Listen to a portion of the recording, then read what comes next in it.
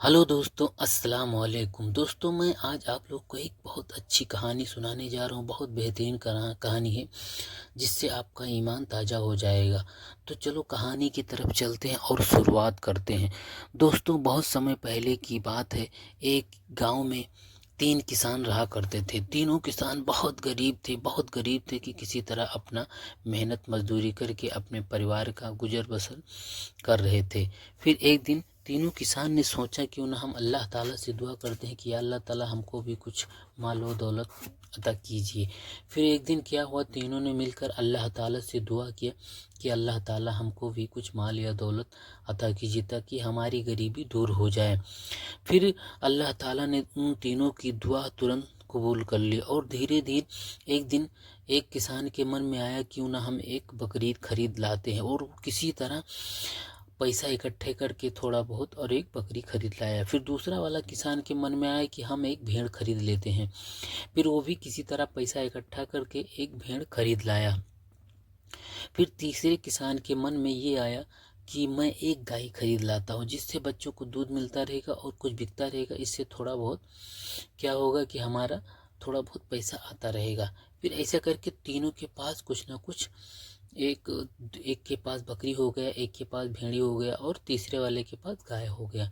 ऐसा करते करते कुछ दिन ऐसे चलता रहा। तो एक दिन वो तीनों किसान बहुत पैसे वाले हो गए, बहुत पैसे वाले हो गए।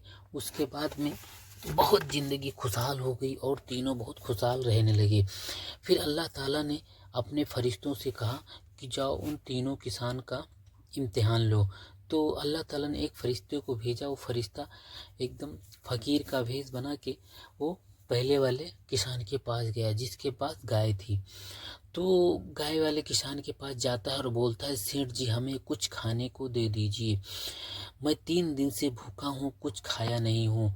तो गाय वाला किसान बोलता है, अरे भाई हम ऐसे बांटते रहेंगे तो एक दिन हमारा धन खत्म हो जाएगा, जाइए कहीं और जाइए, हम कुछ नहीं देंगे आपको। ऐसा वो चला जाता है। फिर दूसरे वाले किसान के पास जाता है जिसके पास भेड़ी थी। उससे बोलता है, सेठ जी हमको कुछ खाने को दे दीजिए, मैं 3 दिन से भूखा हूँ, कुछ खाया नहीं हूँ। तो वो भेड़ वाला किसान बोलता है, नहीं भाई, देखिए हम बहुत मेहनत और मशक्क़त से ये इतना पैसा कमाए हैं, ये सब इकट्ठा किए, अपना घर बनवाए हैं, और ऐसे ही बांटते रहेंगे तो हमारा धन ख़त्म हो जाएगा, हम आपको नहीं दे सकते। वो भी वहाँ से फ़कीर मायूस होकर चला जाता है और फिर वहाँ से चला जाता है। फिर तीसरे वाले किसान के पास जाता है जो जो किसान के पास बकरी थी। फिर वो किसान के पास चला जाता है तो वहाँ जाके बोलता है, सेठ जी मैं 3 दिन से कुछ खाया नहीं हूँ, मुझे कुछ खाने को दे दीजिए। तो वो बकरी वाला सेठ बोलता है, ठीक है भाई आप बैठिए, मैं आपको कुछ देता हूँ, बोलिए क्या चाहिए। उसको खाना खिलाता है, खूब अच्छे से प्यार से खाना खिलाता है, हाल चाल पूछता है और बोलता है क्या चाहिए।